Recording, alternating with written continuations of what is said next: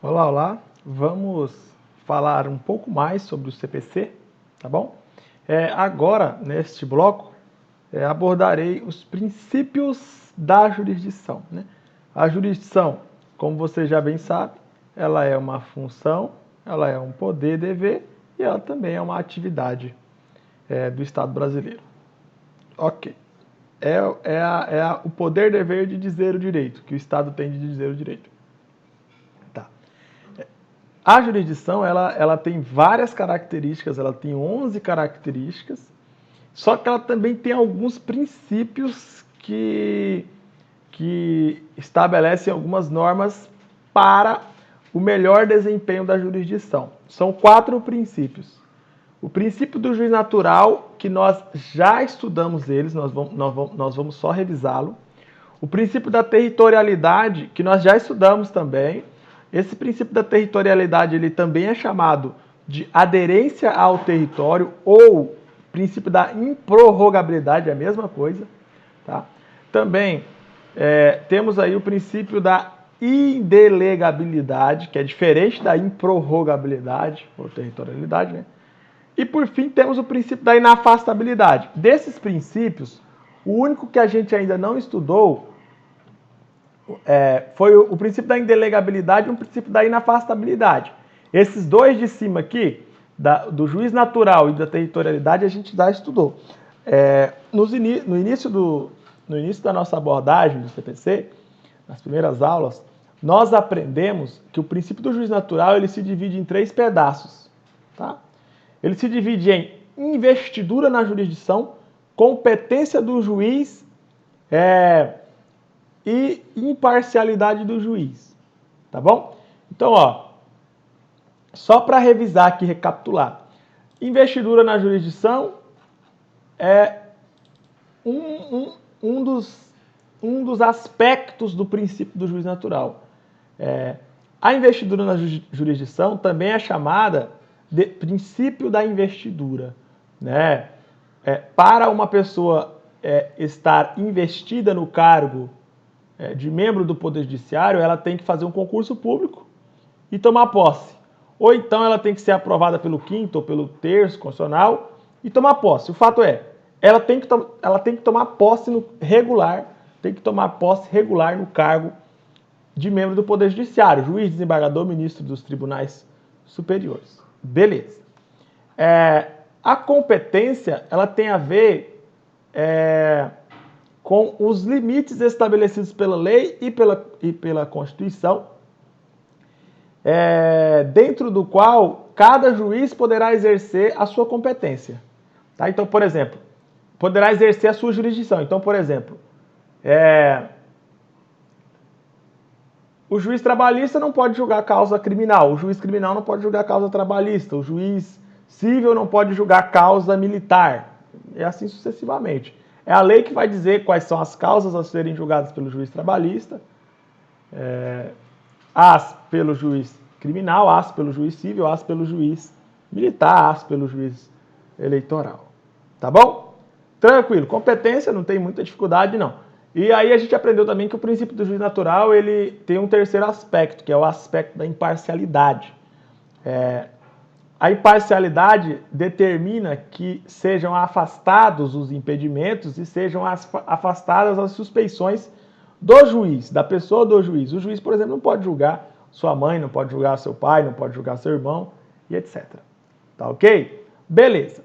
Aí a gente estudou também o princípio da territorialidade, que é bem tranquilo também, que tem muito a ver com a competência do magistrado, competência do juiz, competência do membro do Poder Judiciário. Tá? O princípio da territorialidade também é chamado de princípio da improrrogabilidade ou princípio da aderência ao território. Então, a gente citou até o exemplo lá do italiano que matou o italiano na Itália. E aí o juiz brasileiro não tem competência para julgar esse caso, porque o juiz brasileiro... Quem é o juiz brasileiro na fila do pão aí? Se o italiano matou o italiano na Itália, o que o juiz brasileiro tem a ver com isso? Não tem nada a ver. O Estado brasileiro não tem soberania, não tem poder não tem jurisdição sobre essa situação aí do italiano matando italiano na Itália. Simples assim. Tá? Espero que assim você entenda com bastante concretude o que vem a ser o princípio da territorialidade ou aderência. Enfim, resumimos aqui e revisamos aqui o princípio do juiz natural, tá bom? E também revisamos o princípio da territorialidade ou improrrogabilidade ou aderência ao território. Tranquilo.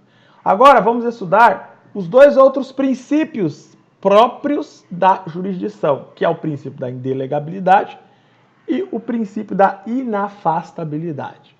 O princípio da indelegabilidade é aquele princípio segundo o qual o juiz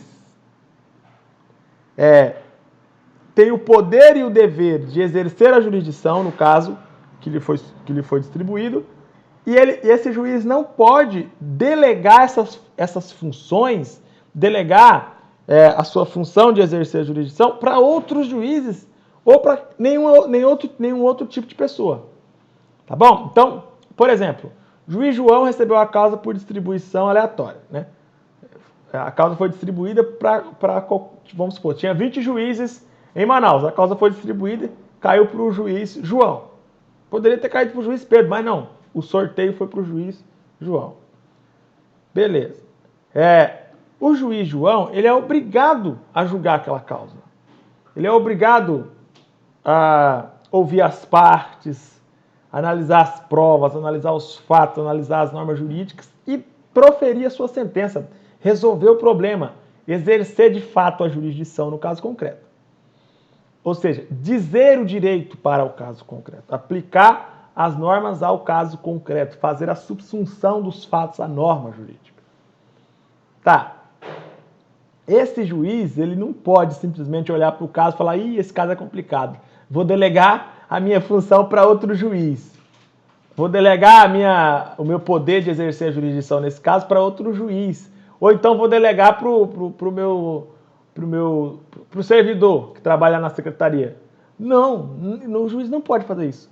O juiz não tem o poder de exercer essa delegação aí. Ele não pode delegar as suas funções para outro juiz, nem para qualquer outra pessoa. Isso é o princípio da indelegabilidade. Tá ok? Perfeito. Tranquilidade aqui. Agora vamos finalizar falando do princípio da inafastabilidade, que é um pouco diferente do princípio da indelegabilidade. O princípio da inafastabilidade é aquele princípio segundo o qual a lei não excluirá da apreciação do Poder Judiciário lesão ou ameaça de lesão a direito nos termos do artigo 3º, inciso 35 da Constituição Federal. Eu vou até colocar aqui depois artigo 5º, inciso 35 da Constituição Federal. Se você analisar esse inciso, você verificará que lá está escrito que a lei não excluirá da apreciação do Poder Judiciário lesão a direito ou ameaça de lesão a direito. Simples assim. E o que significa esse texto aí complicado, esse texto técnico? Significa, doutores, que a jurisdição ela pode ser solicitada, pode ser pedida pelas pessoas, né? Se caso essas pessoas sofrerem uma lesão aos seus direitos ou estiverem aí ameaçadas de sofrer alguma lesão aos seus direitos. Aí elas podem procurar o Poder Judiciário, elas podem procurar a Justiça, elas podem procurar a jurisdição. E aí a jurisdição terá de ser prestada para essas pessoas. Tá ok? E o princípio da jurisdição, ele diz exatamente que nenhum indivíduo, ninguém pode impedir que as pessoas busquem a jurisdição, que as pessoas busquem o Poder Judiciário para que o Poder Judiciário resolva o seu problema, resolva o seu conflito. Ninguém pode impedir essa busca, né? Ninguém pode impedir. E é isso que significa o princípio da inafastabilidade. O princípio da inafastabilidade não tem muita dificuldade assim na hora que você vai compreendê-lo, não, tá bom? Vamos ver um exemplo aqui. Ó. João deve 10 mil reais a Pedro. Beleza. Eles assinaram um contrato prevendo que nenhum deles poderia ingressar com uma ação judicial contra o outro. Tranquilo. A quantia não foi paga na data combinada, né? João não pagou o dinheiro para o Pedro. Perceba que o contrato diz que Pedro não poderia ingressar com uma ação contra João se João não o pagasse. Essa cláusula desse contrato que impede a busca pelo judiciário, a busca pela jurisdição, é uma cláusula nula, porque ela contraria frontalmente, descabidamente, o artigo 35, o artigo 5º, inciso 35 da Constituição, que prevê expressamente o princípio da inafastabilidade. Tá?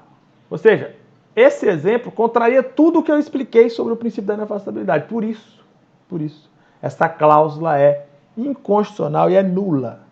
Então, João deve a Pedro e Pedro pode sim buscar o poder judiciário, pode sim ingressar com uma ação judicial, mesmo ele tendo assinado um contrato que fala que ele não poderia ingressar com ação judicial. Por quê? Porque esse contrato, essa cláusula desse contrato é nula. Não tem validade alguma, não tem constitucionalidade, inclusive.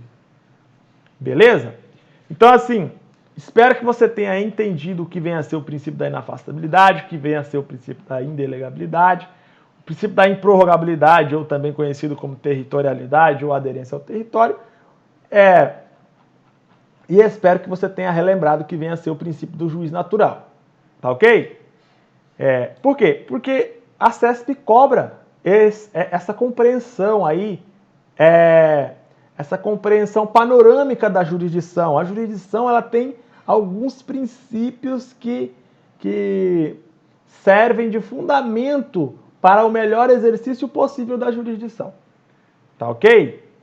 Beleza, então. O que eu vou fazer agora? Eu vou responder uma questão que cobrou exatamente essa compreensão panorâmica dos princípios da jurisdição. Vamos lá? Então vamos lá. TRF Primeira Região, questão 21 de 2017. São inerentes à jurisdição os princípios do juiz natural perfeito, da improrrogabilidade perfeito e da indelegabilidade perfeita. A gente acabou de ver esses princípios. E o princípio do juiz natural, como você sabe, ele se divide em investidura ou investidura na jurisdição, ou também chamado de princípio da investidura. Se divide em competência, né? E se divide em imparcialidade. Beleza. Aí os princípios da jurisdição, além de existir o princípio do juiz natural, o princípio da improrrogabilidade e o princípio da indelegabilidade, existe o princípio da inafastabilidade, que a gente estudou já. Tá bom? A questão 21 está totalmente correta. Faltou falar do princípio da inafastabilidade na questão, mas isso não a faz incorreta. A questão continua sendo correta, a questão 21. Tá beleza? Então, assim, termino aqui o bloco. Daqui a pouco eu volto para falar mais informações relevantes sobre o processo civil brasileiro. Um grande abraço. Daqui a pouco a gente volta, então.